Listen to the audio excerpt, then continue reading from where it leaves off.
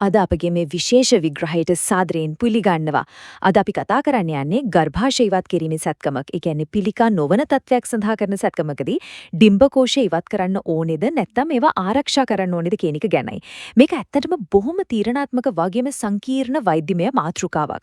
ජාත්‍යන්තර වෛද්‍ය මාර්ගෝපදේශ සහ නවතම පරීක්ෂණ දත්ත පදනම් කරගෙන මේ ගැන පැහැදිලි අවබෝධයක් ලබා ගන්නයි අපි මේ සූදානම් වෙන්නේ. අපි මේ විග්‍රහය තුලින් ඉදිරියට යන්නේ මේ විදිහටයි. 1. ප්‍රධාන ශල්‍ය වෛද්‍ය පද හඳුන්වා දීම. 2. ප්‍රධාන වෛද්‍යමය ගැටලුව. 3. නවීන මධ්‍යස්ථ ප්‍රවේශය. 4. ඩිම්බකෝෂ ඉවත් කළ යුත්තේ කවදාද? 5. ඩිම්බකෝෂ සුරක්ෂිත කළ යුත්තේ කවදාද? සහ 6 වෙනුව නිවැරදි තීරණයක් ගැනීම. හරි. අංක 1. ප්‍රධාන ශල්‍ය වෛද්‍ය පද හඳුන්වා දීම. අපි කෙලින්ම මාතෘකාවට බහිමු. මේ ගැන කතා කරන්න කලින් මූලික වචන ටිකක් පැහැදිලි කරගන්න එක වැදගත්. පළවෙනි එක තමයි ඕෆරෙක්ටමි. හෙවත් ඕෆරෙක්ටමි. සරලවම කිව්වොත් මේකෙන් අදහස් කරන්නේ ශල්‍ය කර්මයක් හරහා ඩිම්බකෝෂ සම්පූර්ණයෙන්ම ඉවත් කරන එකටයි. ඊළඟට බෙනයින්. ඒ කියන්නේ පිළිකාමය නොවන රෝගී තත්වයන්. අද අපේ සම්පූර්ණ අවධානය තියෙන්නේ අන්න ඒ වගේ පිළිකා නොවන හේතුන් මත කරන සැත්කම් ගැනයි. අන්තිම එක හිස්ට්‍රෙක්ටමි. හෙවත් හිස්ට්‍රෙක්ටමි. ඒ කියන්නේ ගර්භාෂය ඉවත් කිරීමේ ශල්‍ය කර්මය. හරි, දැන් අපිට මූලික වචන ටික තියෙන නිසා අපි ඊළඟ පියවරට යමු. අංක 2. ප්‍රධාන වෛද්‍යමය ගැටලුව. දශක ගණනාවක් තිස්සේ වෛද්‍යවරුන් වගේම රෝගීන් මුහුණ දෙන ලොකුම ගැටලුව මොකක්ද කියලා අපි දැන් බලමු. මෙතන තියෙන තීරණාත්මකම කාරණාව තමයි මේ පැති දෙකක තියෙන අවදානම. හිතලා බලන්න. එක් පැත්තකින් ගර්භාෂයත් එක්ක ඩිම්බකෝෂ සහ පැලෝපිය නාල සම්පූර්ණයෙන්ම ඉවත් කළොත් අනාගතයේදී ඩිම්බකෝෂ පිළිකාවක් හැදෙන්න තියෙන අවදානම 80 ඉඳන් 90ක් දක්වා කියන දැවැන්ත ප්‍රතිශතයකින් අඩු වෙනවා. ඒක ලොකු ජයග්‍රහණයක්. හැබැයි අනිත් පැත්තෙන් ඩිම්බකෝෂ ඉවත් කළාම ශරීරයට අවශ්‍ය ඊස්ට්‍රජන් හෝමෝනේ කල්තියාම අහිමි වෙලා යනවා. මේ නිසා හෘද රෝග, ඔස්ටියෝපොරොසිස්, ඒ කියන්නේ අස්ථි දිරා යාම, මතක ශක්තිය හීන වීම වගේ දේවල් වලට තියෙන අවදානම ගොඩක් වැඩි වෙනවා කියලා පරීක්ෂණවලින් තහවුරු වෙලා තියෙනවා. ඉතින් මේක හරියට නූලක් උඩ යනවා වගේ සංවේදී තුලනයක්. අංක 3. නවීන මධ්‍යස්ථ ප්‍රවේශය. මේ සංකීර්ණ ගැටලුවට අද වෙනකොට නවීන වෛද්‍ය විද්‍යාවෙන් ඉතාම අපූර්ව මැදමාවතක් හොයාගෙන තියෙනවා. මෙතනදී අපිට හමු වෙන නවීනතම ප්‍රවේශය මේකයි. RCOG සහ SOGC වගේ ප්‍රමුඛ ජාත්‍යන්තර වෛද්‍ය ආයතන දැන් දැඩිව නිර්දේශ කරන්නේ පිළිකා බොහෝදුරට ආරම්භ වෙන්න පුළුවන් පැලෝපියන් නාලා පමණක් ඉවත් කරලා අපේ දිගුකාලීන සෞඛ්‍යයට අත්‍යවශ්‍ය හෝමෝන නිපදවන ඩිම්බකෝෂ ශරීරයේ ඉතිරි කරන්න කියන එකයි. ඒක ඇත්තටම ඉතාමත් ප්‍රායෝගික විසඳුමක්.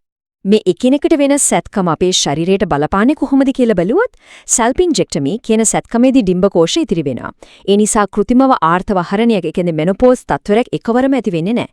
හැබැයි උෆොරෙක්ටමි සහ BSO කියන ක්‍රමවලදී ඩිම්බකෝෂ ඉවත් කරන නිසා ඒකෙන් එකවරම ආර්ථව හරණයට ලක් වෙලා ශරීරයට හෝමෝන අහිමි වෙලා යනවා. අංක 4. ඩිම්බකෝෂ ඉවත් කළ යුත්තේ කවදාද? එහෙනම් මොන වගේ අවස්ථාවලදීද ඩිම්බකෝෂ අනිවාර්යෙන්ම ඉවත් කරන්න ඕනේ? අපි වෛද්‍ය මාර්ගෝපදේශ දිහාට හැරෙමු. අපි දැන් බලන්න යන්නේ The Obstetrician and Gynecologist හෙවත් TOG සමාලෝචනයේ පළවෙලා තියෙන සැබෑ වෛද්‍ය මාර්ගෝපදේශ දිහායි. වෛද්‍යවරුන් මේ තීරණ ගැනීමේදී පාවිච්චි කරන ප්‍රධානතම මාලිමාවක් තමයි මේක. විශේෂයෙන්ම මෙහි පළවෙනි සහ දෙවෙනි කොටු කෙරෙහි අපි අවධානය යොමු කරමු.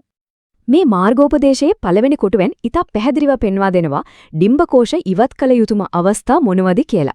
යම් පිළිකා තත්වයක් සැක කරනවා නම් එහෙමත් නැත්නම් BRCA1, BRCA2 හෝ ලින් සින්ඩ්‍රෝමය වගේ පිළිකා ඇති කළ හැකි ජානමය අවදානමක් පවුලේ ඉතිහාසය තුල තියෙනවා නම් මේ සැත්කම අනිවාර්යයි. ඒ වගේම තමයි දරා ගන්න බැරි තරමේ නිදන්ගත ශ්‍රෝණි වේදනාව, ශ්‍රෝණි ප්‍රදාහ රෝග සහ දරුණු එන්ඩෝමෙට්‍රියෝසිස් වගේ රෝගී තත්ත්වයන් වලදීත් ඩිම්බකෝෂ ඉවත් කරන්න වෛද්‍යවරුන් තීරණය කරනවා.